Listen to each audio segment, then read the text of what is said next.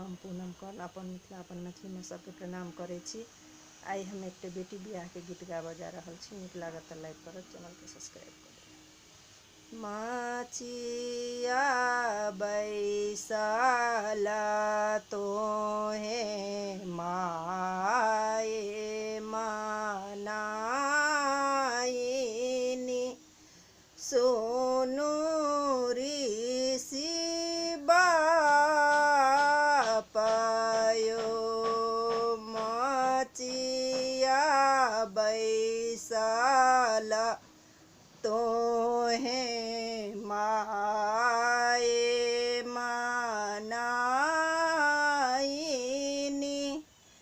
सुनो ऋषि बापयो जन्म सुफल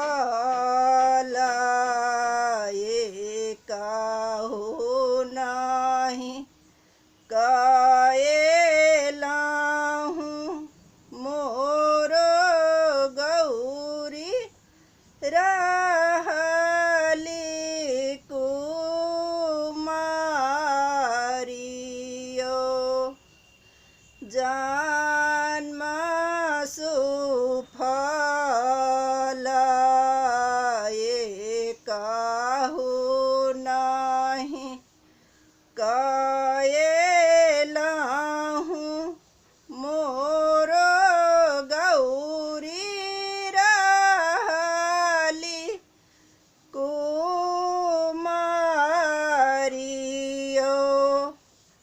एतबा बचन जब सुनलनि हेमंत ऋषि, लयलनि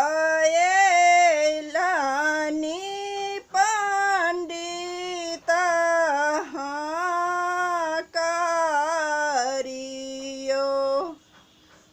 एतबा बचन जब सुनलनि हेमंत ऋषि, लयलनि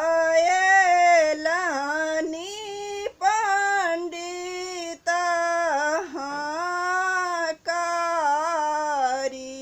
हकारियो। आबथु पंडित बैसथु पलंग चढ़ी, गुनी देथु गौरी के विवाहयो।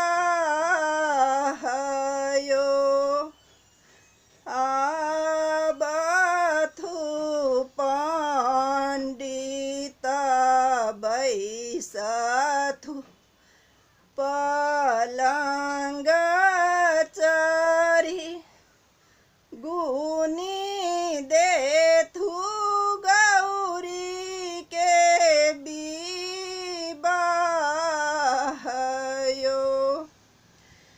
एक पोथी ताकल, दुई पोथी ताकल, ताकलनि पोथिया पुराणयो।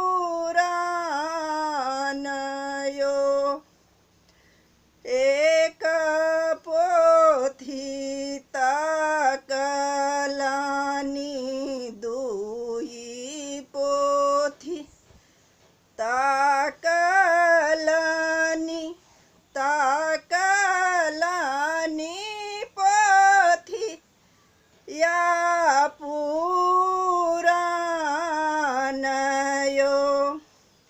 गाम के दक्षिण योगी एक बैसल छथि, तीन के होए तबी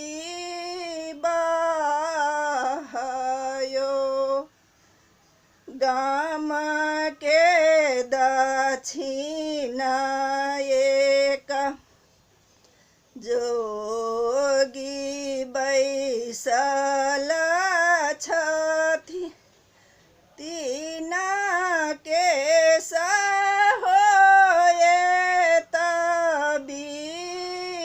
विवाह यो एतब बचन जब सुनलनि मनाइनि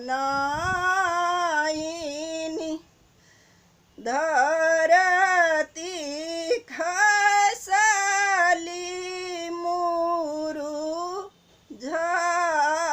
मुरुझाइयो एतब बचन जब सुनलनि मनाइनि धरती खसली मुरुझाइयो